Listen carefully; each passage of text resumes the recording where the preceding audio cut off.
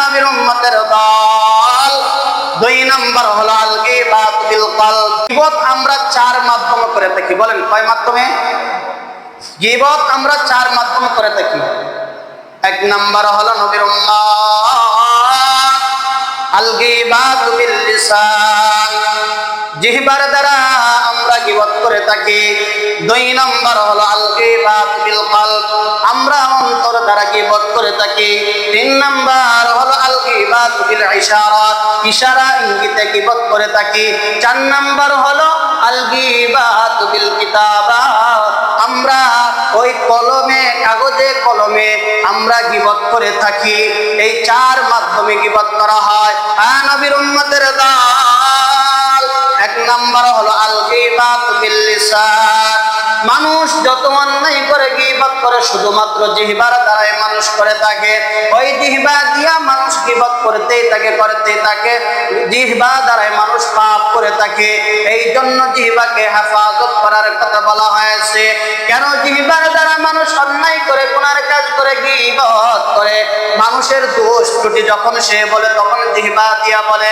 মানুষের অন্যায় যখন মানুষের কাছে কুৎসা রটনা করতে তখন জিহ্বা দিয়া বলতে থাকে। এই সম্পর্কে আল্লাহর পয়গম্বর বলেন, আল্লাহর রাসূল বলেন, আবু হুরায়রা রাদিয়াল্লাহু তাআলা আনহু হতে বর্ণিত, পয়গম্বর বলেন, ইন্নাল আবদা লা ইয়াতাকাল্লামু বিল কালিমা। আল্লাহর পয়গম্বর বলেন, মানুষ বিবেচনা করে না, অনুমান করে সে চিন্তা ভাবনাই করে এমন কথা বলে ফেলে, মা ইয়াতাবায়্যানু ফিহা, যেই কথাটার কারণে ইয়াজিল্লু বিহা ফিন্নার, ওই কথাটা বলার কারণে হে মুমিন, এই জিহ্বার দ্বারা এই কথাটা বলার কারণে তাকে কি করা হলো? ইয়াজিল্লু বিহা ফিন্নার, তাকে ওই জাহান্নামের গভীরেই চলে গেল। জাহান্নামের গভীর কেমন জানো? ওই জাহান্নামের গভীর হলো এমন যে মা ইয়াতাবায়্যানু বাইনাল মাশরিক, ওই মা মিম্মা বাইনাল মাশরিক আবআদা মিম্মা বাইনাল মাশরিক, ওই সে গীবত করার কারণে, তার জিহ্বা দ্বারা গীবত করার কারণে ওই বান্দা আল্লাহর বানানো জাহান্নামের এতটা গভীরে চলে গেল। আবআদা মিম্মা বাইনাল মাশরিক, পূর্ব থেকে পশ্চিম পর্যন্ত যতটা দূরত্ব তার চেয়েও বেশি গভীরতার মধ্যে সে চলে গেল। নাউযুবিল্লাহ। নবীর উম্মতের দল। আল্লাহর পয়গম্বর বলেন, ইন্নাল আবদা লা ইয়াতাকাল্লামু বিল কালিমাতি মিন সাফাতিল্লাহ, আদম সন্তান তার জিহ্বা দিয়ে এমন এমন কথা বলে আল্লাহ যে কথাগুলি অসন্তুষ্ট হন, অপছন্দ হয়। এই কথাগুলি বলার কারণে আল্লাহ তাআলা তাকে জাহান্নামের মধ্যে নিক্ষেপ করলেন। আল্লাহ তাআলা তাকে জাহান্নামের মধ্যে দিয়ে দিলেন শুধুমাত্র একটা কথা বলার কারণে। নবীর উম্মতের দল, একটা কথা বলার কারণে যদি পূর্ব পশ্চিমের দূরত্ব চাইতে বেশি গভীরে জাহান্নামে যেতে হয়, তাহলে দৈনিক কয়টা গীবত করি? সহিহ বুখারীর হাদিস। সহিহ বুখারী মানে আল্লাহর কোরআনের পরে যে যার স্থান, ওই কিতাবের হাদিস। এটা হচ্ছে আল গীবাত বিল লিসান, জিহ্বার গীবত। আল্লাহ রাসূল সাল্লাল্লাহু আলাইহি ওয়াসাল্লাম বলেন, ইন্নাল আবদা লা ইয়াতাকাল্লামু বিল কালিমা, মানুষের জিহ্বা দিয়ে এমন কথা বলে, সে কথাটা বলার সময় কোনো চিন্তা ভাবনা করে না, কথাটা বলে ফেলে। আর এই কথা বলার কারণে আল্লাহ তাআলা কি বলেন তাকে? যে মিম্মা মা ইয়াতাবায়্যানু ফিহা ইয়াজিল্লু বিহা ফিন্নার, তার এই একটা কথার কারণে সে জাহান্নামে এতটা গভীরে গেল। কতটা? আবআদা মিম্মা বাইনাল মাশরিক, পূর্ব থেকে পশ্চিমের দুনিয়া যতটা বড়, পুরা দুনিয়া মিলাইয়া একেবারে শেষ সীমানা পূর্ব দিক, আর একেবারে লাস্ট বর্ডার পশ্চিম দিক। পূর্ব থেকে পশ্চিমের যতটা দূরত্ব, তার চেয়ে দূরত্ব এবং তার চেয়ে গভীরতম জাহান্নামে সে চলে গেল। তাহলে কি মনে করেছে? এটা হচ্ছে কিসের গুনাহ? জিহ্বার গুনাহ। নবীর উম্মতের দল। 2 নাম্বার হলো আল গীবাত বিল কলব, অন্তর দিয়া মানুষের গীবত করে থাকি। অন্তর দিয়া মানুষের গীবত কেমন করি রে মুমিন? অন্তরের গীবত হলো মানুষের সম্পর্কে কুধারণা করা, মনে হয় লোকটা এমন, মনে হয় চরিত্র এমন, মনে হয় খারাপ, মনে হয় এই, মনে হয় সেই, অমুক তমুক মনে হয় করলাম। আর এটাই হলো আল গীবাতু বিল কলব, অন্তরে দিয়ে কুরসা রটনা করা।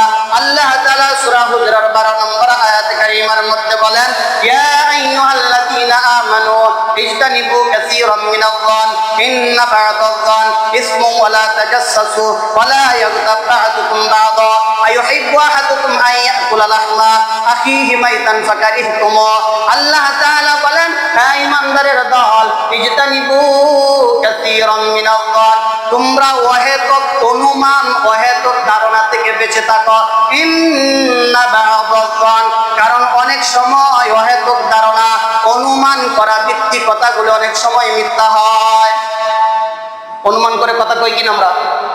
অনুমান করে কথা কই না? হ্যাঁ, এটা কে নিছে গো? মনে হয় অমুক নিছে, অথচ আপনি দেখেন না কেরা নিছে। মনে হয় উনি নিছে, মনে হয় অমুক নিছে। এই যে মনে হয়, এটাই হচ্ছে ধারণা।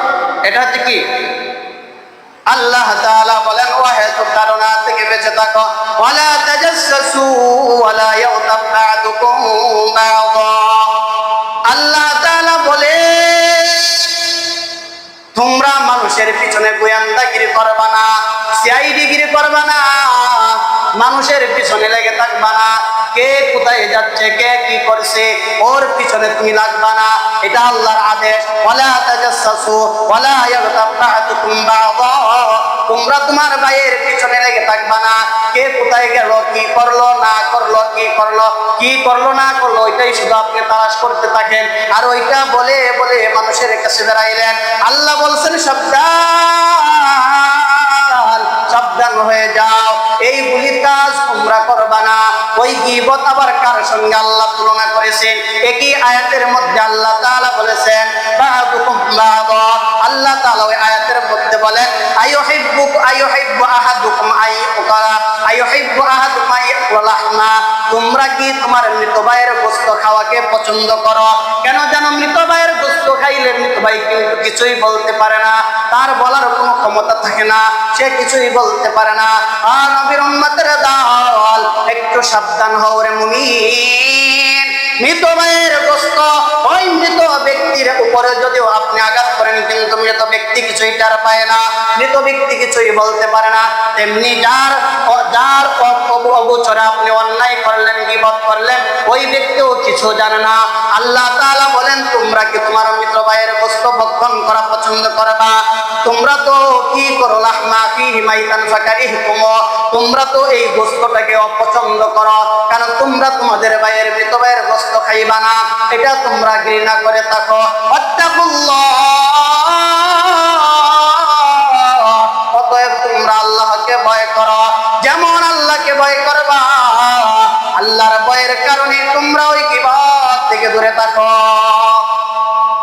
তাহলে আল গীবাত বিল কলব, কলবের গীবত কি? অনুমান করে কথা বলা।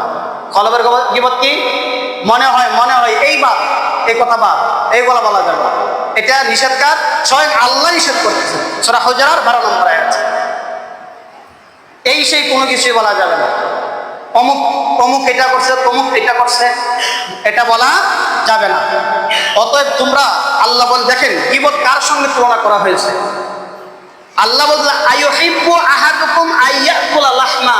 তোমরা কি তোমার মৃত ভাইয়ের গোশত খেতে পারো? আমার ভাই মারা গেছে, আমি কি আমার ভাইয়ের গোশত খাইতে পারবো? আপনার ভাই মারা গেছে, আপনার মৃত ভাইয়ের গোশত আপনি খাইতে পারবেন? গরুর গোশত, মহিষের গোশত, হালাল প্রাণীর গোশত যেইভাবে খান, এইভাবে আপনার মৃত ভাইয়ের গোশত খাইতে পারবেন? খাইতে তো পারবেন না। আল্লাহ বলতেছেন, এটা তোমরা খাইবা না, বরং এটাকে আরো অপছন্দ করো তোমরা। তো গীবত করা যেমন, মৃত ভাইয়ের গোশত খাওয়া তেমন। গীবত করা যেমন, মৃত ভাইয়ের গোশত খাওয়া তেমন। হ্যাঁ, নবীর উম্মতের দল, 3 নাম্বার হলো আল গীবাত বিল ইশারা, ইশারার গীবত। ইশারার গীবত কেমন? ওই ইশারার গীবত হলে, এই যে দেখেন, আমার দিকে দেখেন, বলি কিনা, মুখ কিন্তু আমার বন্ধ।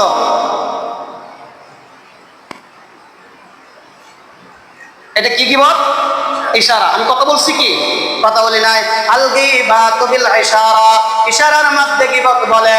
এই মর্মে আম্মা জান আয়েশা রাদিয়াল্লাহু তাআলা আনহা বলেন, একদা পয়গম্বর আমার ঘরে বসা ছিলেন, তখন একজন মহিলা আসলেন। মহিলাটা দেখতে একটু কাটো। আল্লাহর পয়গম্বর যখন আমার ঘরে বসা ছিলেন, তখন একজন মহিলা আসলেন, দেখতে একটু কাটো ছিলেন। আমি পয়গম্বরকে বললাম, ইয়া রাসূলুল্লাহ,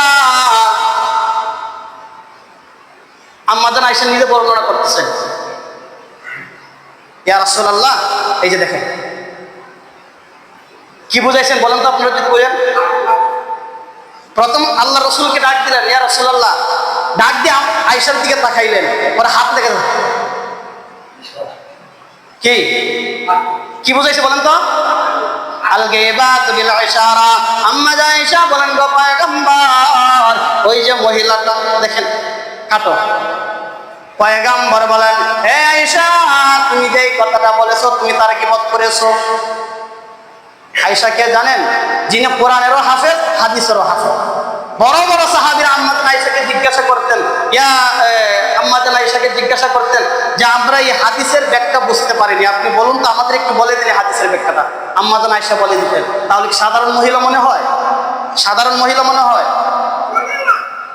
এখন আমি যদি গীবতটা করতাম, তাহলে আমার নিজেরটা নিজে লুকায় রাখতাম না? আম্মা জান এটা প্রকাশ করে দিয়েছেন, শুধু আপনার আমার জন্য প্রকাশ করে দিয়েছেন, যাতে করে আমরা শিক্ষা নিতে পারি। সকল মুমিনের মা হচ্ছে নবীর স্ত্রীগণ। সকল মুমিনের মা কারা? নবীর স্ত্রীগণ। তিনি প্রকাশ করলেন। আল্লাহ রাসূল কি বললেন? আয়েশা, তুমি যেটা দেখিয়েছো, যেটা বলেছো, সেটাই হচ্ছে গীবত। আম্মা জান আয়েশা রাদিয়াল্লাহু তাআলা আনহা বলেন, নবীর একজন সাহাবী, নবীর একজন স্ত্রী ছিলেন, যার নাম ছিলেন সফিয়া। আম্মা জান আয়েশা রাদিয়াল্লাহু তাআলা আনহা অনেকটা লম্বা ছিলেন, বড় অনেক লম্বা ছিলেন। আম্মা জান আয়েশার চাইতে তুলনামূলক আম্মা জান সফিয়া একটু লম্বা কম ছিলেন, কাটো বলা যাবে না। কি ছিলেন? একটু, কিন্তু আপনার আমার মতো না। আচ্ছা, আমার কি কাটো মনে হয় আপনাদের? আমাদের কি খাটো? আমাকে খাটো মনে হয়? আমরা যারা আছি আমাদের তুলনায় আপনাকে, আপনাদের যাদেরকে আমি দেখতেছি, আমাদের কি কাউকে খাটো মনে হয়? তাহলে এখন যদি আমার থেকে আরো 1 ফুট লম্বা যদি একটা লোক এসে আমার পাশে দাঁড়ায়, তাহলে তার তুলনায় আমি একটু খাটো, লম্বা একটু কম। লম্বা কি একটু কম। আম্মা জান আয়েশা রাদিয়াল্লাহু তাআলা আনহার তুলনায় সফিয়া রাদিয়াল্লাহু তাআলা আনহা একটু কম লম্বা ছিলেন। আম্মা জান আয়েশা রাদিয়াল্লাহু তাআলা আনহা পয়গম্বরকে বললেন, হাসবুকা সফিয়াতান কাযা ওয়া কাযা। ও রাসূলুল্লাহ, আম্মা জান সফিয়ার সম্পর্কে বলতেছেন, সফিয়ার সম্পর্কে এতটুকুই যথেষ্ট। কি বুঝলেন? সফিয়ার সম্পর্কে এতটুকুই যথেষ্ট। কাযা ওয়া কাযা, সে দেখতে এমন এমন, মানে কাটো, মানে আম্মা জান আয়েশার তুলনায় থেকে কম লম্বা, কাটো বললেন। আল্লাহর পয়গম্বর বলেন, হে উম্মতের দল, আল্লাহর পয়গম্বর বলেন, আয়েশা, তুমি এমন একটা কথা বলেছো, ওই তোমার এই কথাটাকে যদি সাগরের পানির সঙ্গে মিলিয়ে দেওয়া হয়, তোমার কথাটার এতটা বিষাক্ত, যার কারণে পুরা সাগরের পানির রং পাল্টে যাবে। কি বুঝলেন? সাগরের কি 1-2 বালতি পানি? সাগরের পানি কি 1-2 বালতি পানি? 1-2 টন পানি? সাগর তো পুরাটাই পানি। আয়েশা, তুমি এমন একটা কথা বলেছো, তোমার এই কথাটার বিষাক্ততা এতটা, তোমার ওই কথাটাকে যদি সাগরের পানির সঙ্গে মিশিয়ে দেওয়া হয়, তাহলে ওই বিষাক্ততার কারণে পুরো সাগরের পানিটাই রং পাল্টে যাবে। তাহলে কতটা পাওয়ারফুল, কতটা মারাত্মক একটা কথা বলেছে। আম্মা জান আয়েশা আবার বলতেছেন, কোনো একদিন আমি একজন লোককে ইশারা ইঙ্গিতে বলছিলাম, এমন এমন ইঙ্গিতে বলছিলাম, তখন বলা হলো যে এটাই হলো গীবত। তার মানে হচ্ছে মুখে বললে শুধু গীবত হয় না, হাতে দেখাইলেন, চোখে ইশারা দিলেন, হাতে দেখাইলেন, চোখে ইশারা দিলেন, এটাকে বলা হয় আল গীবাতু বিল ইশারা। এটাই হচ্ছে ইশারার গীবত, এটাই গীবত, এটাই হচ্ছে কি গীবত। 4 নম্বর আল বিল কিতাবা, লেখনীয় গীবত, যেটা আমরা সোশ্যাল মিডিয়ার যুগে আসি, এটা আমাদের দ্বারা বেশি হয়। আমরা যারা সোশ্যাল মিডিয়ার মধ্যে আসি, এটা আমাদের দ্বারা বেশি হয়। এটা কি? লেখনীয়র মাধ্যমে। কোনো কিছু হইতেই ফেসবুকে আমরা সবাই জানাই দিই না, সব কিছু আমরা লিখে নিই। আর যারা ফেসবুক চালান, এটার সাথে সম্পৃক্ত আছেন, আপনাদের বলছি, আমি সহ আমরা সবাই এই থেকে বিরত থাকতে হবে। লেখনীয়র মধ্যে কি? গীবত।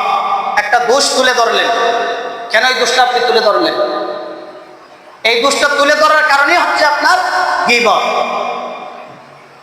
তাহলে কয়টা গেল বলেন তো? 4টা গেল। 1 আল গীবাতু বিল লিসান, জিহ্বার গীবত। 2 আল গীবাতু বিল কলব, অন্তরের গীবত। 3 আল গীবাতু বিল ইশারা, ইশারা ইঙ্গিতের গীবত। 4 আল গীবাতু বিল কিতাবা, লিখনীয়র মাধ্যমে গীবত। তাহলে আমরা 4 মাধ্যমে গীবত করে